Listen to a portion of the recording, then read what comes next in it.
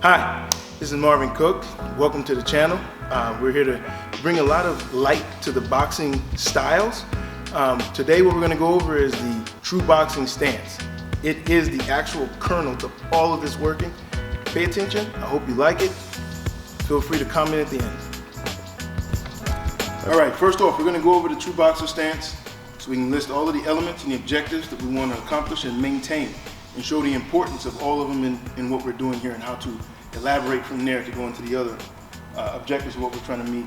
So I'm going to call my co-stars here. We're going to go over the differences in how it looks.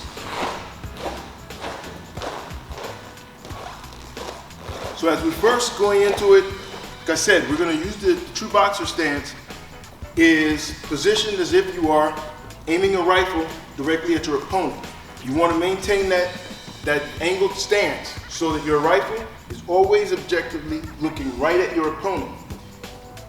Your lead hip should always be the closest thing to your opponent. You're going to make your movements and everything off your hips. Your feet should be in line so that your opponent should never have a clear look or a clear view of your rear foot.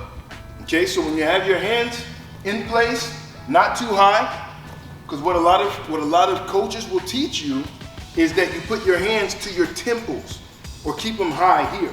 The reason you don't want to really get into the habit of doing that is because that is designed to work when your opponent is also stationary and both of you are standing here looking at each other, creating a window between your hands, and you're both trying to fight and get in through the exact same window. The minute mobility is brought into that by your opponent, this right here becomes useless, because as you are standing here, face me for a second. If I'm standing here and I use my hands here, the minute he gives me a half step, I am no longer able to see him. He can use my hands to blind me simply by not standing there. But if we're both going to stand right in here and play peekaboo through the windows that we create, then now it becomes competitive. And this is why you see it so often. This is why you see it work so often, because the mobility isn't brought in accordingly. But now you realize if you move, this right here has been nullified. So by keeping your hands in place here, you still have vision across everywhere you want to go, everything you want to see, and everywhere your opponent goes to, you're able to see and you're able to adjust. From here, you have to find him.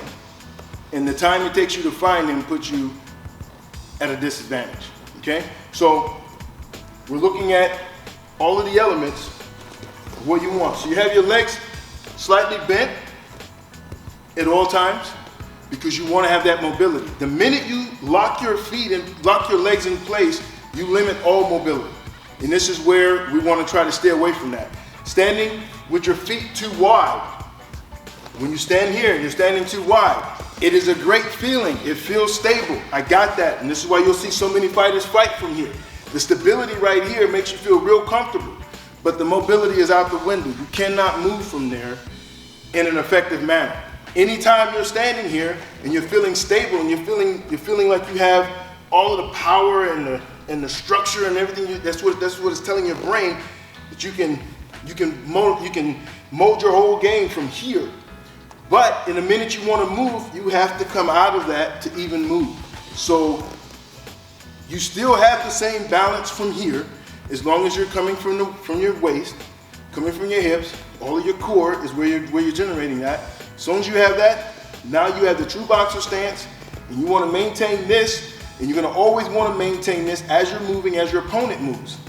Because the first thing you want your opponent to have to deal with is this lead rifle. So when you're standing in here, and as you're seeing your opponent, the rifle is the first thing that you see. So now, if you want to score on your opponent, you go to the body, you want to go here, you want to go and score, at any point, you're going to have to approach your opponent. So if he's maintaining this stance, as you approach, this is what the first thing that you have to deal with. So you have to go through that rifle. Your objective in this is to force your opponent at any time that he wants to advance, he has to advance through that rifle. So you practice always keeping your true boxer stance on your opponent. It should be right here all the time. So as your opponent moves, you move according to where they are, reposition, hold on to the objectives that we have outlined already. So anytime he moves, you move and you keep that objective with your opponent. Keeping your feet in line, back foot hidden, your rifle in place, rear shoulder out of the way, looking right into your opponent. Hey, thanks for watching. Hope you enjoyed the content. Hey, if you can do us a favor, help support the channel, and you want to see more videos like this, help us by liking, commenting, and subscribing, and hit that notification button so we'll know every time we put up new content. Thank you so much.